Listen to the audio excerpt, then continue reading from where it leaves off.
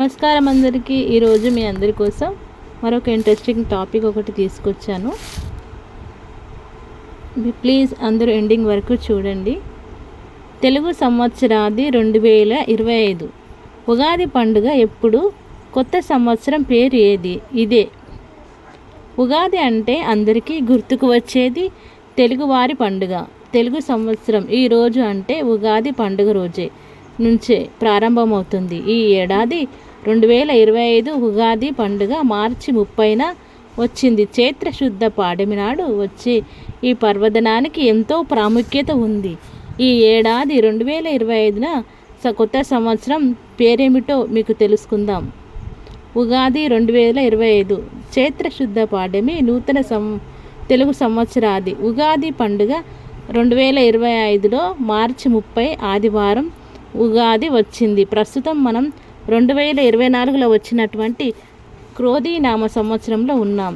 2025 మార్చి 30 నుంచి విశ్వవసు నామ సంవత్సరంలో అడుగుపెట్టబోతున్నాం. గతంలో విశ్వవసు నామ సంవత్సరం గతంలో 2065 66 1965 1966లో వచ్చింది.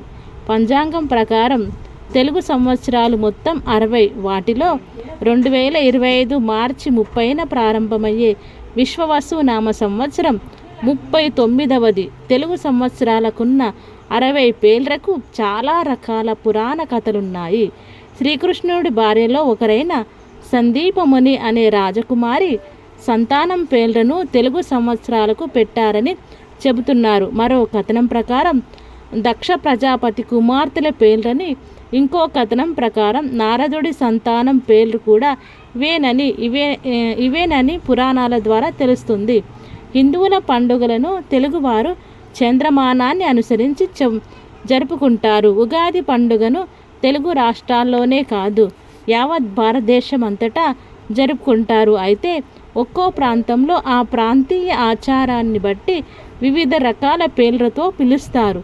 కర్ణాటకలో ఉగాది అని, తమిళనాడులో పుత్తాండు అని, సిక్కులు ఈ పండుగను వైశాఖి పండగ అని పిలుస్తారు. ఇక మహారాష్ట్రలో గుడిపాడ్వా అని, మలయాళీలు విషు అని అంటారు. బెంగాలీలు పాయిలా బైశాఖ్ పేరుతో తెలుగు కొత్త సంవత్సరాది పండుగను ఘనంగా జరుపుకుంటారు. బ్రహ్మకల్పం ప్రారంభమైన రోజు ప్రభవ మొదటి ఋతువు వసంతం, మొదటి నెల చైత్రం, మొదటి తిథి పాడ్యమి, మొదటి వారం ఆదివారం. ఆ రోజే సృష్టి ప్రారంభమైంది. చైత్రమాసం శుక్లపక్షంలో సూర్యోదయ వేళకు పాడ్యమి తిథి ఉన్న రోజునే ఉగాదిగా జరుపుకుంటారు. చాంద్రమానం ప్రకారం పురాణాల్లో ఉగా అంటే నక్షత్ర గమనం. దీనినే ఉగాది అంటారు. బ్రహ్మ పురాణంలో పగలు అంటే మనం లెక్కల ప్రకారం 432 లక్షల సంవత్సరాలు, రాత్రి కూడా అంటే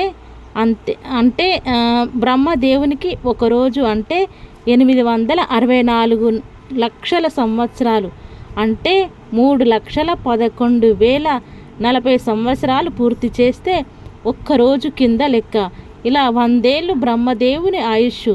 ఇప్పటి వరకు 6 బ్రహ్మలు సృష్టి కార్యాలు పూర్తి చేశారు. ప్రస్తుతం 7వ బ్రహ్మ ద్వితీయ పరార్థంలో ఉన్నాడు. అంటే ప్రస్తుతం ఆయన వయస్సు 51 సంవత్సరాలు. ఇప్పుడు మనం వైవస్వత మన్వంతరం కలియుగంలో ఉన్నాం. అందుకే మనం పూజలు చేసేటప్పుడు శ్వేతవరాహ కల్పే వైవస్వత మన్వంతరే కలియుగే ప్రథమ వర్షే ద్వితీయ పరార్థే అంటూ చదువుతారు. మహావిష్ణువు మత్స్యావతారంలో సోమకుడనే రాక్షసుడిని సంహరించి వేదాలను రక్షించి బ్రహ్మకు అప్పగించిన రోజు ఉగాది. శ్రీరాముడు విక్రమాదిత్యుడు శాలివాహనుడు పట్టాభిషిక్తుడైన రోజు కూడా ఇదే.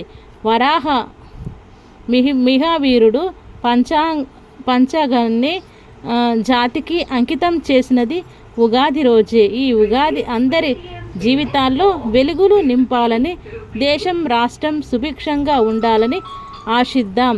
అందరికీ మరోసారి ఉగాది పండుగ శుభాకాంక్షలు. ఈ సంవత్సరం మీరు అనుకున్నవన్నీ సక్రమంగా నెరవేరాలని ఆ భగవంతుడు మిమ్మల్ని ఆయురారోగ్య ఐశ్వర్యాలతో తులతూగేలా చేయాలని మనస్ఫూర్తిగా కోరుకుంటూ అందరికీ మరోసారి ఉగాది పండుగ శుభాకాంక్షలు.